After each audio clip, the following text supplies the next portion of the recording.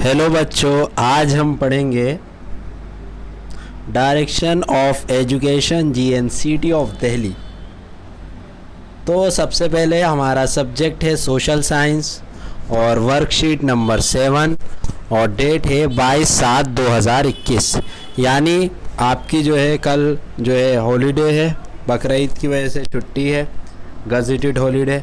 उसके बाद क्लास आपकी 9th है। नेम ऑफ स्टूडेंट, यहाँ पे आपको अपना नाम लिखना है, और नेम ऑफ क्लास टीचर, यहाँ पे अपने क्लास टीचर का नाम लिखना है।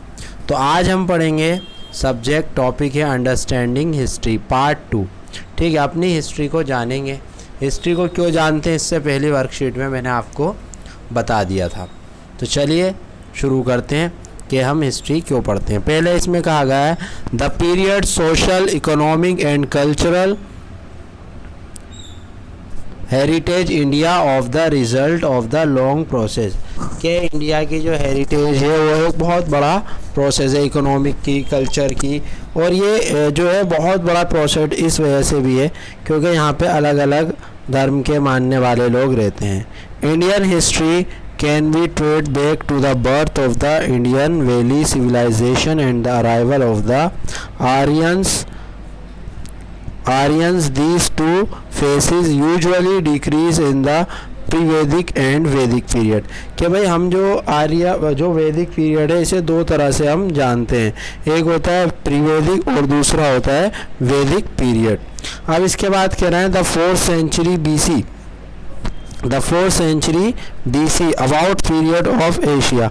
यानी यहाँ पे कहा गया है अगले में the 4th century BC about 2300 years ago so the unification of India under Emperor Ashoka and Buddhist separated of many parts of Asia।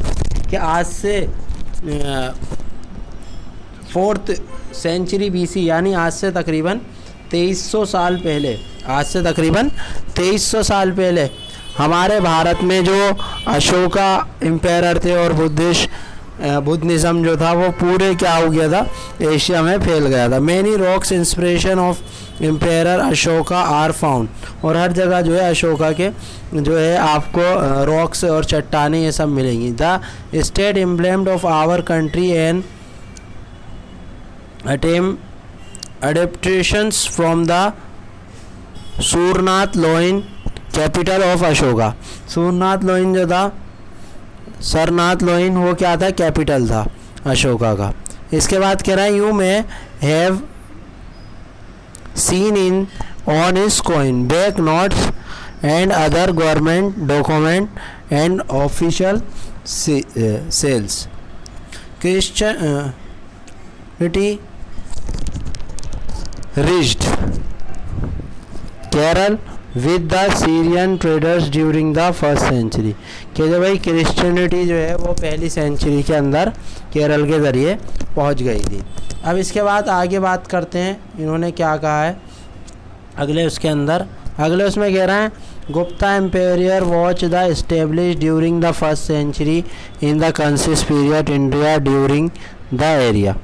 के जो गुप्ता पीरियड था उसके अंदर जो है इस्टेब्लिश किया गया 1st century में, वो गोल्डन पीरियड था इंडिया के लिए।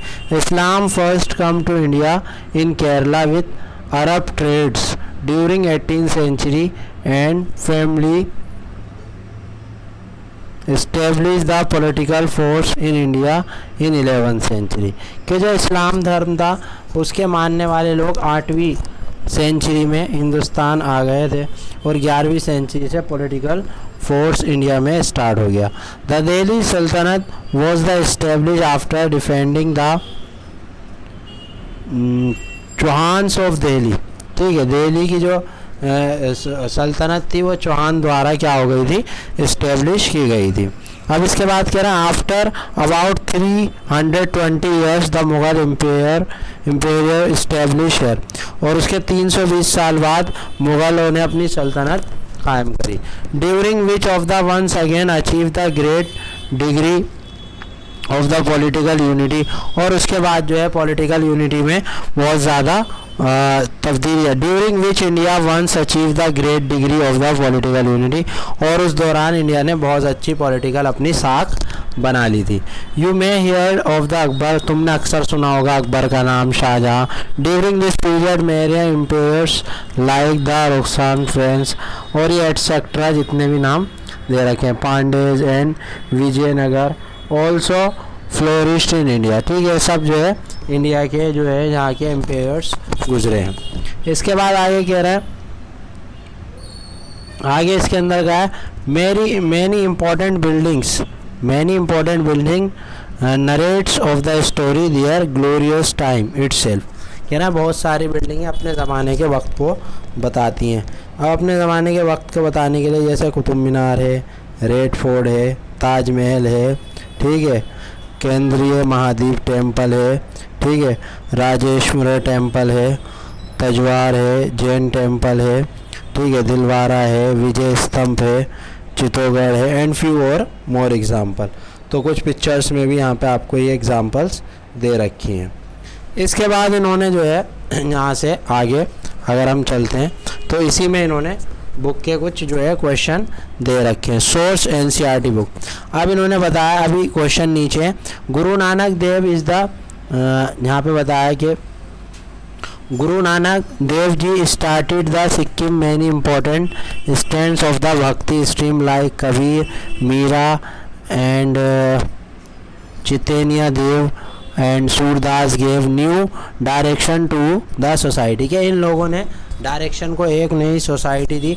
This was the golden period of India in the field of the agriculture, और ये जो है गोल्डन पीरियड था एग्रीकल्चर में इंडिया के लिए।